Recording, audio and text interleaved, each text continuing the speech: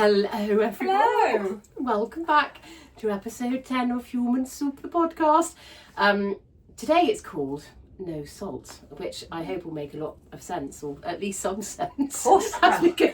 As much sense as normal. As much sense as possible. It's been a while since we've been in the shed, so it might make less sense than normal.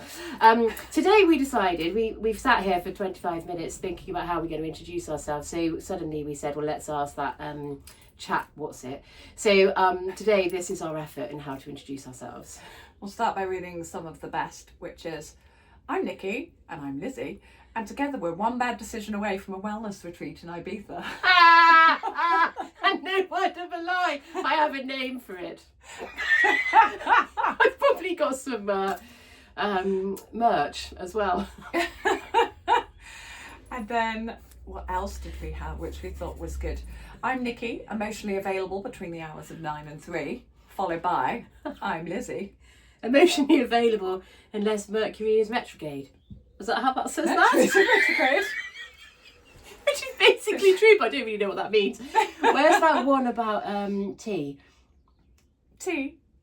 I'm Nicki, the one that said I'm Nicki running on caffeine Oh. and passive aggression. Yeah, it was quite hurtful actually. So it says this week I'm Nicki, running on caffeine and passive aggression. Mine was Lizzie running on herbal tea and blind optimism. I didn't think that was wrong. No, yours is spot on. I'm just not quite sure where ChatGPT got the passive aggressiveness from. So I feel a little sad. Maybe you're passive aggressive to it. Oh.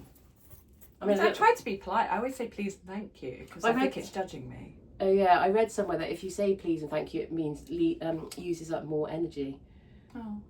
I Maybe mean, it's tired of me. I'm so tired. Politeness. I find it all really exhausting trying to be a good human because there's so many ways to get it wrong. Getting judged by computers now, Yeah. as well as anyone else. But there you go. As well as everyone, apparently. So that's us. So that's us. I'm Lizzie. I'm Nicki, and we're going to Ibiza. To run a wellness retreat, which has got Who's a name, in? but we're not going to share it because someone might steal it because it's amazing. Obs. Maybe a multi-million pound, our next multi-million pound adventure. I'm in. I'm in. Let's do it. So, no salt, what is it and why are we talking about that at the Human Soup podcast this week? So basically, it's about boundaries. And when we're talking about no salt, what we mean is, if somebody says, do you want some salt in your soup? And we say no, that means no. And also, I liked this play on words. It means don't get salty with people when they say no, because we are all allowed to choose our own lives. And I think boundaries are really tricky. Oh, it's so hard. And I imagine if we asked you, you'd probably say it's one of the things you struggle with the most, both professionally, personally. Maybe one more than the other. Mm-hmm. Like, I actually think professionally I'm much better at saying no, or I can't, or I will. That's interesting. Whereas, as in, I can say it and do it and not feel overwhelmed. Okay. But personally, I can put those boundaries in place, but then I feel it for a lot longer. Like so I feel like I'm disappointing people and letting people down. Yeah. Don't mind letting people down professionally, but personally it's different. Fuck 'em. Yeah. But more, you're protected by professionalism, aren't you? Yes, yeah, you can draw a line. Do you think it's easier being self-employed that we get that lovely element of choice? Whereas if you're employed, you feel like you have to say yes to more work or to another project or whatever. Well, that's that's a double-edged question, isn't it? Because when you're self-employed, you don't often say no to work. Yeah, because you want the work. Because you need the money. Yeah. So for me, that's that element of, as a self-employed person, I know the stuff that makes me come alive. Yeah. But I still say yes to the stuff. No, I still say yes to the stuff that will make me money. Interesting, isn't it? Because otherwise, if I just lived for the stuff that made me happy, I mean, that would be a nice life. We'll share that in another episode. Yeah. I wouldn't have enough money to pay for my Tesco shopping. Yeah, it's probably true, isn't it? Just yesterday I did something that I enjoyed at the time, but it's not something I would say I get joy from. Sexual harassment. Is that what sexual harassment? She gets joy from sexual harassment. I spent the whole day talking about sexual harassment awareness, which is a really valid topic, but yeah, because I don't enjoy training, even though it's not training, it's more about a good conversation and awareness, but I enjoy it at the time because we do have a really good conversation, but I don't look forward to the sessions, but I know it's good work and well paid. Yeah, so, this is fascinating. We've got a whole list of things we're trying to talk about, but actually it's obviously gone off piste already. So, what is a boundary? It's interesting actually, because even though I say I don't look forward to it, I enjoy it in the moment, so there is something that I'm getting, so I don't turn it down. And it's work, which Absolutely. we all need. I think my boundary, and it's interesting because I've only been self-employed for 2 years, so you're right, you do take work. But I had this client referred to me, it was only a really small piece of work, and I did it, and I invoiced, and we're talking, it was £75. So let's just put this together. And I had to chase and chase and chase for payment of the invoice, to a point where I almost thought, I just don't care. It's not worth it. But they finally paid about 2 months late. And then they appeared again, but it was a different manager in the business. And I thought, you know what, it's just not worth the pain. So I told them that I was really stacked, which I was, but I could refer them to someone. And as they came back and said, thank you, that would be great, I had an hour clear up in my diary because a meeting got moved. So I thought, you know what, I'm just going to do it. Right. So I did it. Yeah. I invoiced, and now I have chased 2 or 3 times, and it's literally made me go, do you know what, it's just not worth, and again, not high value, it's probably £120. But you for spent that 5 hours. 200 quid, Yeah. I am just chasing and chasing. So I think next time I will just say no. And yet in the grand scheme of things, that's not me saying no to a client that's thousands of pounds. I always remind people of, people really struggle to say no. Yes, it's very hard. It's very hard. But you're a bit younger than me. We talk about this a lot because I'm bitter. Bitter or better? Bitch. The song from Grange Hill, just say no, no. Oh. Just say no. Do you know it? I don't No, think that's the tune. And it was Zamo saying no to drugs. And there's a thing. So one of the things people struggle with saying no is if it's complex and complicated. So your thing is it's work. I could do with the work. I don't want to let people down. I don't want to disappoint people. So I'll just say fuck it and just say yes. Yes.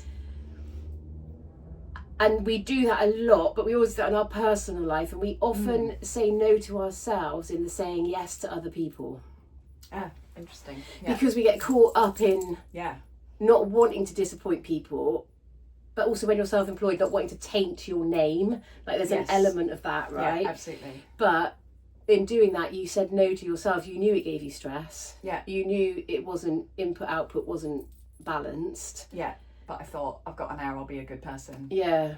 But does it being a good... So, this is fascinating. So, but being a good person, what that means, self-sacrificing all the time. Yeah, it's interesting. Because, right, I'm now stressed out and annoyed. Yeah.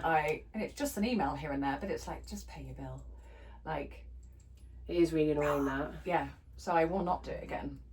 Because it's just not worth... And then... So, not with them anyway. I'll probably do it with someone else. Yeah. Because life's a learning curve. And you can't make everyone Absolutely. the same. But...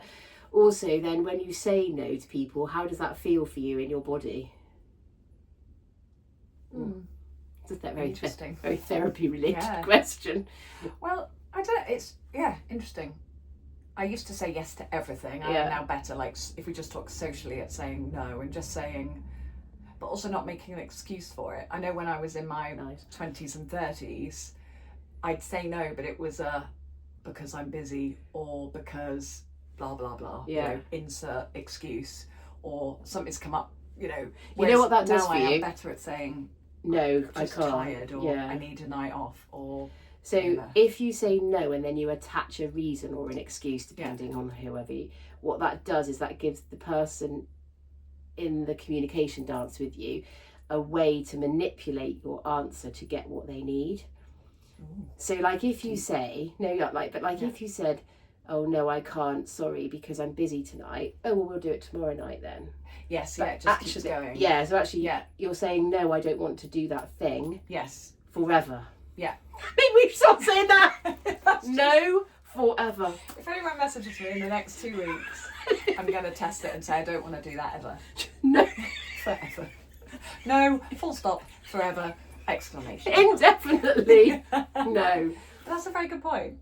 And also this, I love this. If I've said this before, like, sorry to bore you, the people most affected by you saying no are the people that lose the most if you say yes. Hang on, does that make sense? The people most affected by your no, the people that benefit the most if you say yes. Yeah, absolutely.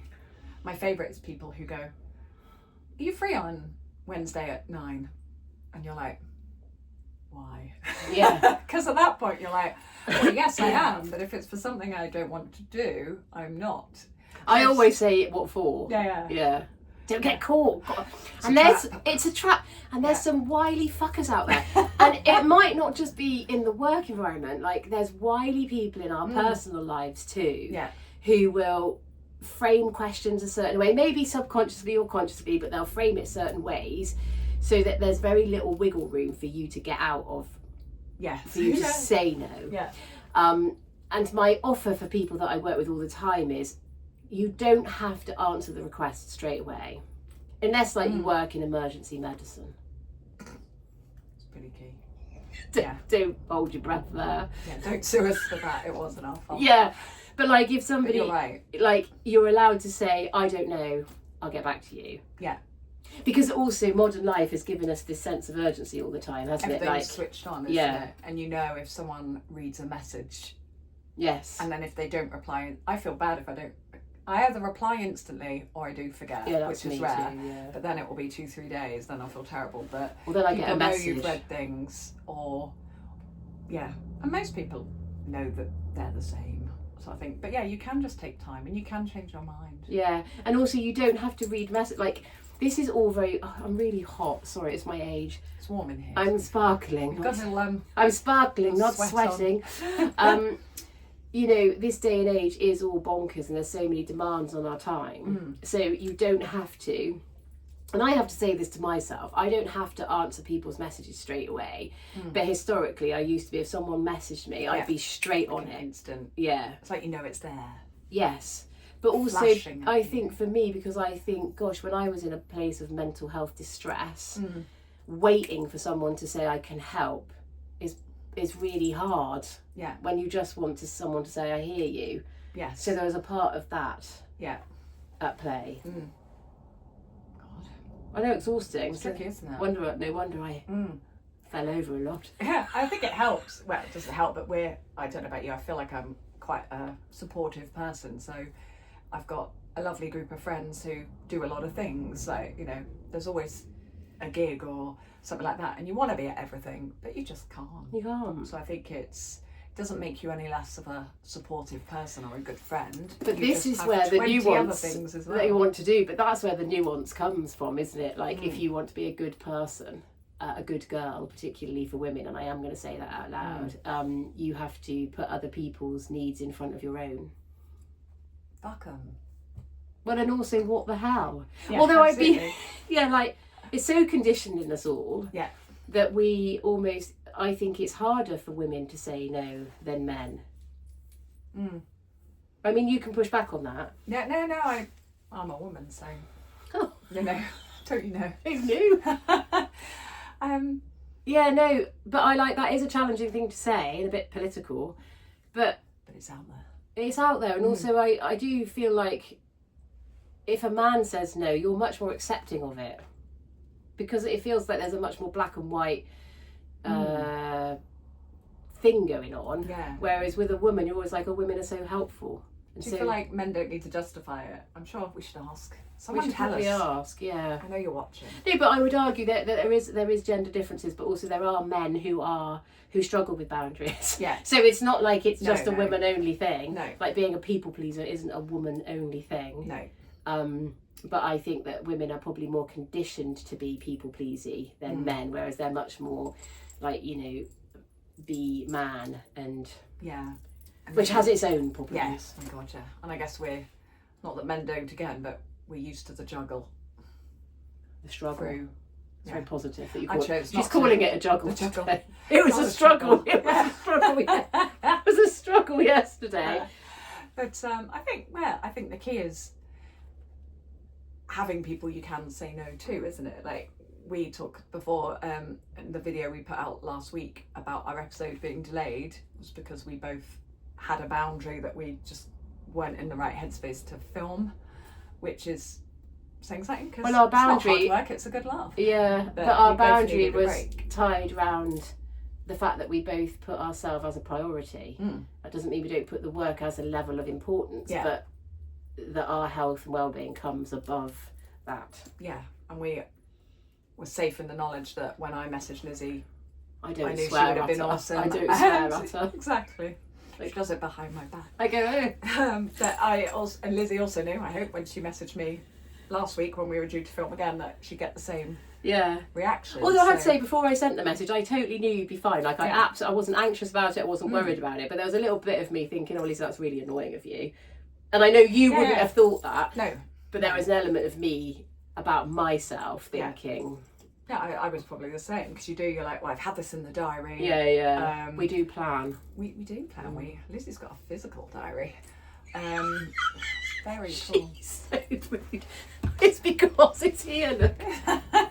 It's because but I like it. I actually have this diary, 2 on my phone diaries, and a wall planner. And still I miss appointments. It's because you're not all in one place, woman. It's because I've got a diary for everything. Interesting. Okay, so it is interesting. I think one of the things that I also say to people is that just because you've always done something doesn't mean you always have to. And there's that old saying, isn't there? If you want something done, ask a busy person. Yes, yeah. But are people busy because they don't say no to things, and so therefore absolutely overwhelmed with trying to finish all these tasks? Yeah. So actually it's really mean of us to ask a busy person because they like being busy, but there comes a point where being busy is overwhelming and too much. It has to stop. Yeah. It's probably also quite generational as well, I wonder. I read this thing this morning in my half awakeness this morning, and it said that, because there's a lot of reports out there that Gen Zers are lazy. Hang on, hold on. Where's Gen Z? Who are Gen Zs? Oh, the youngsters. I don't know what age. I'll have to look it up. Okay. The more younger people entering the workforce. Right. So like 20 to 30. Yeah. Real youngsters. But actually, if you think about it, if you go back to our probably grandparents' era, people went to work at 9. They came home at 5. They didn't bring anything home, stress-wise or physically. Like, they just did their job. They came home, had a lovely evening, lovely weekends. And then over the years, it's been the norm that we bring home work, stress, laptops, we now Phones. work at home, so there's blurred boundaries. And so all this talk of the young people saying they're lazy, they're just putting in boundaries. And they're saying, actually, I can see my parents and my, other people completely burnt out and not able to take a break. And they're saying, no, that's not laziness, that's just good boundaries. And awareness of how much work I'm putting in. Yeah, and actually my job is 40 hours a week, and for the other hours of the week I'm gonna look after myself. I'm gonna do whatever they want to do. Go live my life. Yeah, because work is work, yes, but it's the classic live to work, not work to live, the other one. Oh, whichever one. We're good at our phrases today. I love it. Lack of sleep, I can't even get it right. But yeah, it's interesting. So it is interesting, but also that also comes back to, like, just because you can doesn't mean others can. Yeah. Like, so people always look at me and say, oh, but Lizzie, how do you do all that? I can, because I've got a really big support network around me. But it takes a village. It takes a village just to look after me. It takes a village. But like, what I mean is, why am I saying that? We're also judgmental of other people's ability, that we then label people lazy or unhelpful, and actually it's because them putting a boundary in place is pissing those people off. Yeah. And it comes back to that phrase I couldn't remember. Which I now can't remember. Yeah, the people that get most pissed off with your no are the people that benefit most from your yes. Yeah, absolutely. Yeah. They're the ones likely to ask for your time. And they're the ones that are being then judgmental. Oh, well, it's because you're it's because you're it's because you're you've got time. So you women, you think you've got it tough, you should. Do you know what I mean? Like, it's so weird. Like, why? Women. I don't know why. It's very judgy, isn't it? Everyone's really judgmental, and I don't know why everyone just doesn't realise that we're all fucking different. And actually, what we all need to do is work out. It's like managing a good football team. I know nothing about football. Sorry, I support a less good football team. No, but she knows like words. But you don't put the goalie in as a striker. I have seen or the it. centre forward as the defender. Like, we all know where each other's strengths are on a football pitch or a netball court or whatever. Yeah, pick your sport. Whereas in life, we don't. We look at people and go, why can't they do like I can? Or why are they shit with money or whatever, when they say, no, I can't do it. And it becomes, well, it's because you're shit, not, because you're shit with maths. Yeah, which... And actually boundaries... I'm shit with maths now. I am. It took me 3 times to get my GCSE. But also, like that, it is annoying. And why can't... The boundary thing is a classic. When people say no, there are times people say no to me and I feel like... Yeah, you get that. Oh, fucking hell. Yeah. Like, it's annoying. Or if it affects my life. If it's something you're excited about. Yes. It's okay to be disappointed. Yeah. It's okay. And it's also okay to disappoint people. But the point is... Generally, people are saying no to the thing and not to you as a person, but we personalise everything, and then we spin in now it's because they're a middle-aged woman. Shit. Yeah, she's a white grouch nowadays. She don't want to do anything. I mean, I am. They're not wrong. But yeah, it's fascinating. But you're right. Actually, it's we do. I think we all do, don't we? We that no, whatever it is or whatever. We do take it personally, and it might be for a split second, and you might then tell yourself off. Yeah. But yeah, of course, any no feels like no one likes rejection. No, and also in the ADHD world, there's this thing called RSD, for any of you that are interested, which it stands for, I'll probably get this wrong, rejection sensitivity dysphoria, and they think it's massively applicable in the neurodiverse community. Right. And basically, it's you feel rejection so physically that it takes you... you spin then loads of narratives because someone said no to you and it feels physically painful, and then you spin loads of narratives and then you get stuck in the void of what the fuck, why are they saying no to me, what's wrong with me, what's wrong with me. Almost created a whole story. So, because it feels so big. And I think one of the things I say to people like is, I've said that phrase 3 times now. Another thing I say to hamsters is, look, I don't know as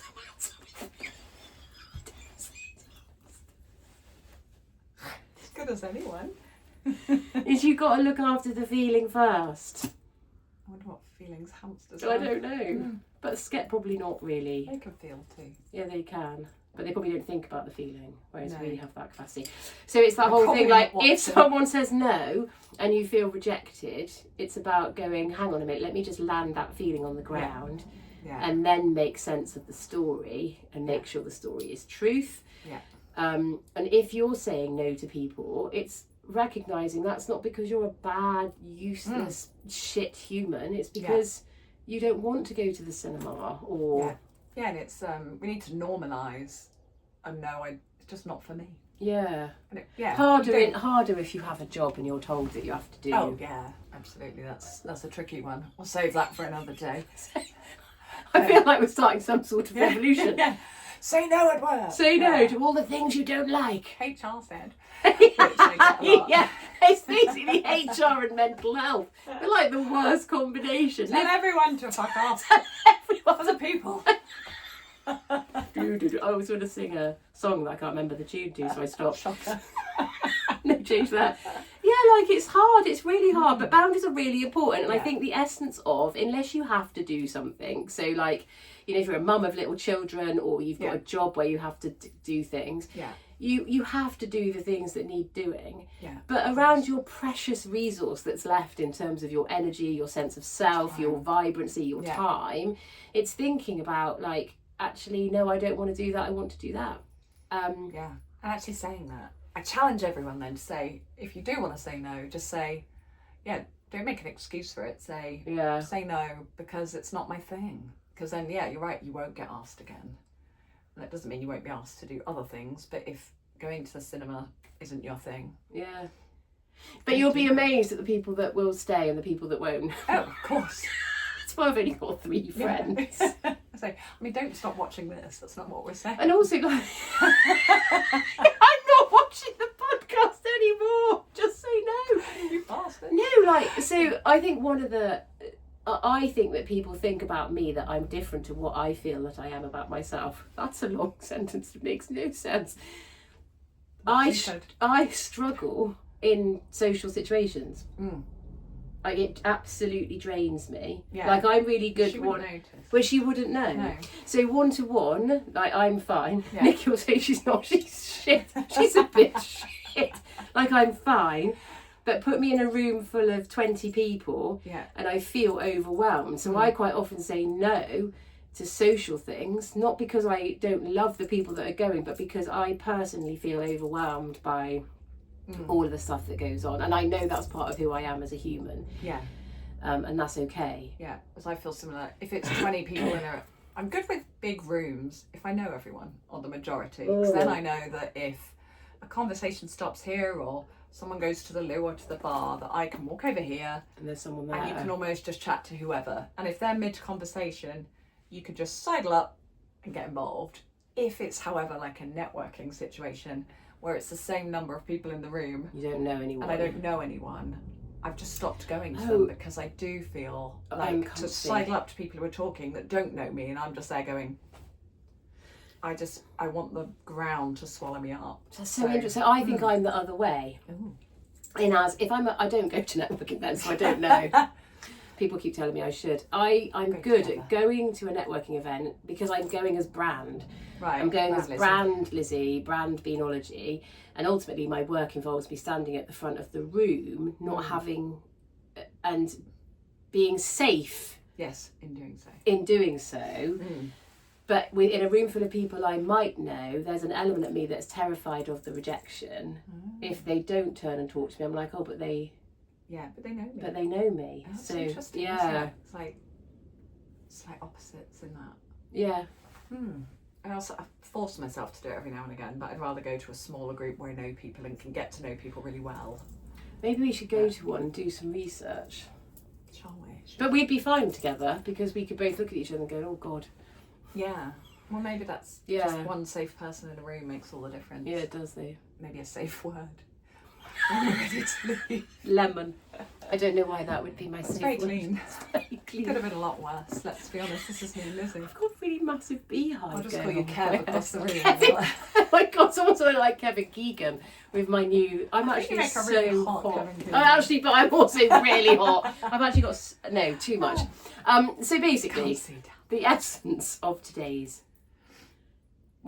Ramble. episode is boundaries are really important. And also, I wrote this on my piece of paper.